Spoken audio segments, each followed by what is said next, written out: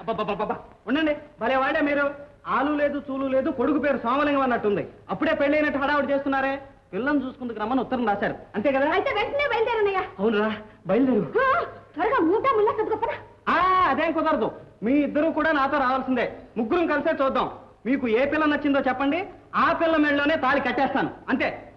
అది సరే, కానీ ఇక్కడ పరిస్థితి ఒరే ఇందాక నుంచి ఆ గెంతులేయటం ఎందుకు, ఇప్పుడు ఈ అవస్థ పడ్డం ఎందుకు? ఇంత హ్యాపీ న్యూస్ విని గంతు లేకుండా ఎలా ఉండగలను రా? ఓపుకుంటే ఇంకా గంతులేసామండి. అది సరే, మన జనరల్ మేనేజర్ ఊళ్ళో లేడుగా, ఆ పనంతా నా మీద పడిందిరా. పైగా రేపటి నుంచి ఆడిట్ కూడాను. ఆడిటే సరిపోయింది. ఏం చేస్తాం? అంచేత నువ్వు వెళ్ళి పిల్లని చూసిరారా. అయితే ఓ పని చేద్దాం. ఏమిటది? అక్కడ ఎలాగో 2-3 సంబంధాలు ఉండుంటాయి. నేను వెళ్ళి పిల్లలను చూసి ఫోటోలన్నీ మీకు పంపిస్తాను. మీకు ఏ పిల్ల నచ్చుతుందో ఆ ఫోటో మీద ఒక మార్క్ వేసి నాకు పంపించండి. అదే ఖాయం చేస్తాను. అది బానే ఉంది. కరెక్ట్, అలాగే చేద్దాం. నడు.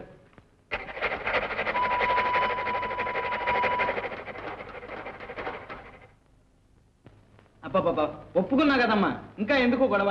మొత్తం లిస్టులో ఎంతమంది పెళ్లి కూతుళ్ళు ఉన్నారో చెప్పండి, అందరినీ వరుస పెట్టి చూసేస్తాను. కానీ ఒక్కటే షరతు. షరతా? అవును, నేను చూసిన పెళ్లి కూతుళ్ళు అందరి ఫోటోలు నాకు కావాలి. పిల్లని చూడమంటే ఫోటో చూస్తానంటావేంటే రేచిగడలుగా? అబ్బా, నా కోసం కాదు నాన్న, రవికి పంపించడానికి. అందులో వాడు ఏ అమ్మాయిని సెలెక్ట్ చేస్తాడో ఆ అమ్మాయినే పెళ్లి చేసుకుంటాను. దానికి ఇంకా తిరుగులేదు. రఘు, మనం చూడబోయేది ఒక్క అమ్మాయినేరా. ఆ సంబంధం మన ప్లేటర్ గారు కుదిర్చారు. మీ ఇష్టం, ఒక్క అమ్మాయో అరమ్మాయో అదంతా నాకు తెలియదు. కానీ నిర్ణయం మాత్రం రవిదే. మీకు ఇష్టమైతే చెప్పండి, లేదా తిరుగుటపాల వెళ్ళిపోతాను. ఏమిటండి వీడెలా మొదలెట్టాడు? అవునవును, వీడు ఇలా మొదలెట్టాడు నాన్న. అవునే, వాళ్ళ స్నేహం అలా. రవి కూడా చాలా మంచివాడు. అతను అప్పట్లో మనకు సాయం చేసి ఈ ఇల్లు నిలబెట్టాడు.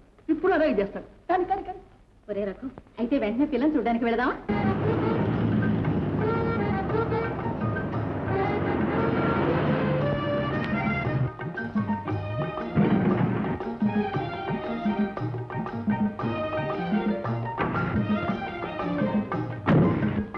ఏం డ్రైవర్, ఏమైంది నీ కార్కి? ఏం లేదు సార్, పెట్రోల్ సరిగా అందుకోవటం లేదండి. సరిపోయింది. ఈ ట్యాక్సీలు ఎప్పుడూ ఇంతే. అసలు వాళ్ళకి అందుకుంటుందా అందుకోదా? చూస్తున్నాను కదా సార్. అయినా తమరు అర్జెంటుగా వెళ్ళాలండి. అర్జెంట్ కాకపోతే ట్యాక్సీ ఎక్కడం ఎందుకయ్యా? భలే వాడివే. సార్, దీని వాళ్ళకం చూస్తే కొంచెం ఆలస్యం ఎలా ఉంది. పోనీ తమరు మరో బండిలో వెళ్ళిపోండి. ఈ దరిదాపుల్లో ఎక్కడ 2 ఎడ్ల బండి కూడా లేదే, ఎలా వెళ్ళటం?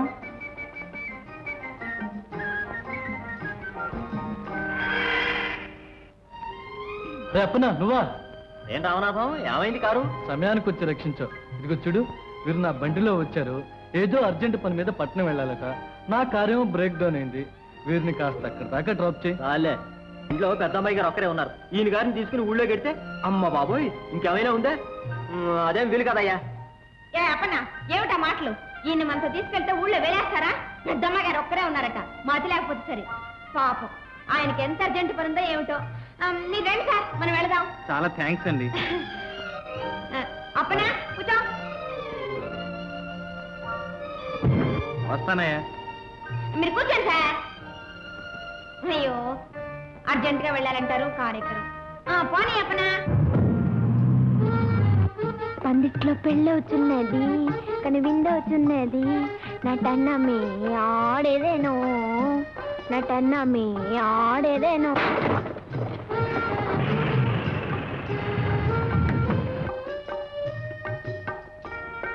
ఏమైంది? టైర్ పంచర్ అయిపోయిందమ్మా. అయితే ఎలా? స్టెప్నీ ఉందమ్మా, తొందరగా మార్చేస్తాను. వెళ్ళు. అయ్యో, ఇంకో కార్లో వెళ్ళుంటే ఈ పాటికి మీరు వెళ్ళిపోయి ఉండేవారు. దొరక్క నా కారే దొరికింది మీకు. నా అదృష్టం ఎప్పుడూ ఇంతేలేండి. దానికి మీరేం చేస్తారు?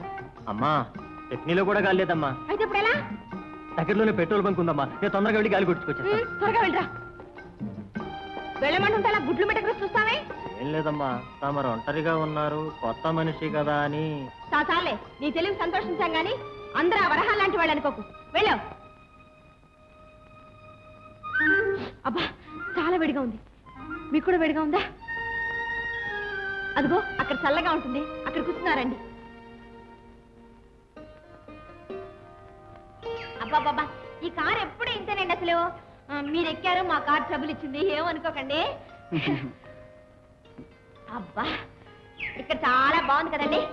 బాగానే ఉంది, కానీ మనం ఇద్దరం ఇక్కడ ఇలా ఒంటరిగా ఉంటే మీ డ్రైవర్ చెప్పినట్టు ఎవరైనా ఏమైనా అంటారేమో. చిచి, మా డ్రైవర్కి అసలు మతే లేదు. మీరు కూడా వాళ్ళ ఆలోచిస్తారేమిటి? అది కాదండి. అసలు ఈ ఊళ్ళో అందరూ ఎందుకు అలా మాట్లాడుతున్నారో మీకు తెలుసా? నాకెలా తెలుస్తుంది? నేను చెబుతానుగా, మీరు ఇలా కూర్చోండి. మరేమో ఈ ఊళ్ళో వరహాల్లో ఒకడున్నాడు, వాడుట్టి వెధవాయ్. ఓహో, వాడేం చేస్తుంటాడు? బాగానే ఉంది. వెధవైన వాడు ఏం చేస్తాడు? అన్ని వెధవ పనులే చేస్తాడు. వాడికి నాకు సంబంధం ఉందని ఊళ్ళో అందరి దగ్గర డబ్బేస్తున్నాడు. వేస్తే వేయండి. ఏమైంది ఇప్పుడు? అయ్యో, నాకు తగ్గవారే దొరికారు. ఏమైంది ఏమిటండి? అసలు మీరు ఆడదై పుట్టవలసింది, అప్పుడు తెలిసేది నా బాధ. అల్లరి పడ్డ ఆడపిల్లని ఎవరు పెళ్లి చేసుకుంటారో చెప్పండి. అదే అదే వచ్చిన పెళ్లి కొడుకులంతా మీరు ఆడ అందంగానే ఉంది, మేం పెళ్లి చేసుకుంటా అంటూ అందరూ వస్తారు. 4 రోజులు పోయాక మీ అమ్మాయి చెడిపోయింది విన్నాం, మాకొద్దని అందరూ పారిపోతున్నారు. పైగా పై వాళ్ళ నుంచి వచ్చే అబ్బాయిలందరికీ ముందుగానే ఆకాశరామన్ ఉత్తరాలు ఎడుతున్నాయట. ఇంకెలా పెళ్ళి అవుతుందో మీరే చెప్పండి. అందుకని మా నాన్న ఎప్పుడు నన్ను చూసి ఏడుస్తూ ఉంటారు. అలాగా? ఎంత ఘోరం. ఆఖరికి ఆ శాంతి కూడా నన్నే తిడుతుందండి. శాంతి? ఆవిడెవరు? అదే మా చెల్లెలు. ఎందుకు అలా తిడుతుంది? నువ్వు ఎప్పుడు అందరితో నవ్వుతూ ఇష్టం వచ్చేట్టు మాట్లాడతావు, అందుకే వాళ్ళు అలా పేలుతారు అంటుంది.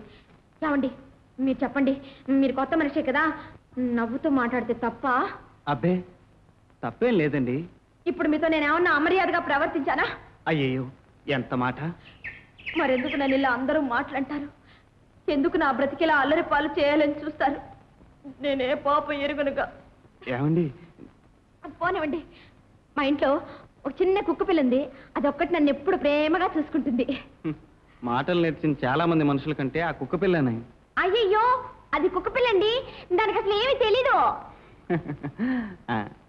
చూడండి, ఇందాక మీరు వరహాలని చెప్పారే, వాడు మీకు ఎలా తెలుసు? నేను కాలేజీలో చదువుకునేటప్పుడు ఒకరోజు నా ఫ్రెండ్స్ నేను కలిసి పిక్నిక్ వెళ్ళాం. అప్పుడు తొందరండి అమ్మా, అక్కడ ఒక మనిషి ఊరిపో చచ్చిపోతున్నాడమ్మా. తొందరగా చచ్చించండమ్మా. అయ్యో అలాగా? అయ్యో రాదా, ఏమిటి ఆ తొందర? అరే గండర ఎవడదా? అయ్యో రాదా, ఎక్కడికి వెళ్తున్నావు? అవునే, అటువంటి చోటుకు మనం వెళ్ళకూడదే, ఆ తర్వాత లేని పని గొడవలు వస్తాయి. చాలే, పాప అవతల మనిషి చచ్చిపోతుంటే గొడవలు వస్తాయి పడవలు వస్తాయి అంటే ఊరుకోమంటారా? మీకంత భయంగా ఉంటే మీరు ఇక్కడే ఉండండి. పదరాకురా. రండి. అయ్యో రాదా రాదా.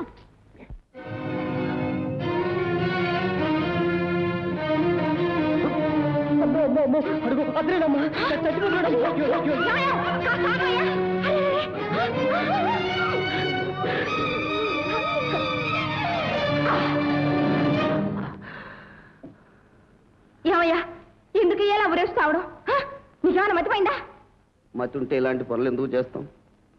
నేను పెద్ద జమీందారు కుటుంబంలో పుట్టాను. మొన్న ఎలక్షన్స్ లో మా నాన్న ఎమ్మెల్యేగా నిలబడ్డాడు.